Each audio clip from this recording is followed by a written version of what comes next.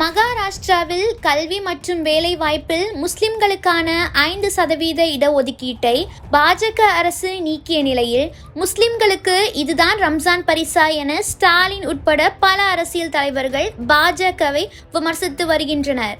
மகாராஷ்டிராவில் கடந்த 2014 காங்கிரஸ் மற்றும் தேசியவாத காங்கிரஸ் கூட்டணி அரசு கல்வி மற்றும் வேலை வாய்ப்பில் முஸ்லிம்களுக்கு 5% இடஒதுக்கீடு வழங்கும் வகையில் அவசர சட்டம் கொண்டு வந்தது.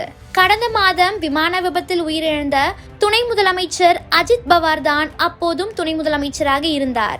அதே வேளையில் இந்த அவசர சட்டமானது மத அடிப்படையில் இருப்பதாக மும்பை உயர்நீதிமன்றத்தில் வழக்கு தொடரப்பட்டது. அதனை விசாரித்த நீதிமன்றம் இந்த அவசர சட்டத்தை நிறுத்தி வைத்தது.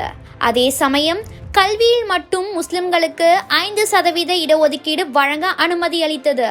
ஆனால் அதே ஆண்டின் இறுதியில் ஆட்சிக்கு வந்த பாஜக சிவசேனா கூட்டணி சட்டமன்றத்தில் இது தொடர்பாக மசோதா கொண்டு வராததால் அது சட்டமாக்கப்படவில்லை. அதனால் அவசர சட்டம் தானாக காலாவதியானது. இருப்பினும் அது தொடர்பான அரசாணைகள் எதுவும் ரத்து செய்யப்படாமல் இருந்தன. இந்த நிலையில் முஸ்லிம்களின் ரம்ஜான் பண்டிகைக்கான நோன்பு தொடங்கிய நேற்றைய தினம் பாஜக அரசின் சமூக நீதித்துறை முஸ்லிம்களுக்கான இடஒதுக்கீடு தொடர்பான அரசாணைகளை ரத்து செய்தது. இந்த விவகாரம் மாநிலத்தில் பரபரப்பை ஏற்படுத்தி இருக்கிறது. மகாராஷ்டிரா காங்கிரஸ் மாநில துணைத் தலைவர் நசீம் கான் பாஜக இந்த இடஒதுக்கீட்டை நீக்கியதன் மூலம் வளர்ச்சியின் மைய நீரோட்டத்தில் சிறுபான்மையினர் இணைவதை தடுக்கும் பாவத்தை செய்திருக்கிறது.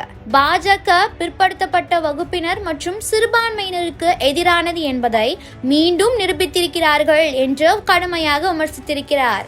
அதேபோல் தமிழக முதல்வர் ஸ்டாலின் இதைத்தான் இந்தியா முழுவதும் பாஜக செய்ய துடிக்கிறது, இதுதான் இஸ்லாமிய மக்களுக்கு பாஜக அறிவித்திருக்கும் ரம்ஜான் பரிசா, இவர்களுக்கு ஒரு நாளும் வளர்ச்சி அரசியல் தெரியாது, தெரிந்ததெல்லாம் மதவெறி சூழ்ச்சி அரசியல் மட்டும்தான் என்று கடுமையாக விமர்சித்திருக்கிறார்.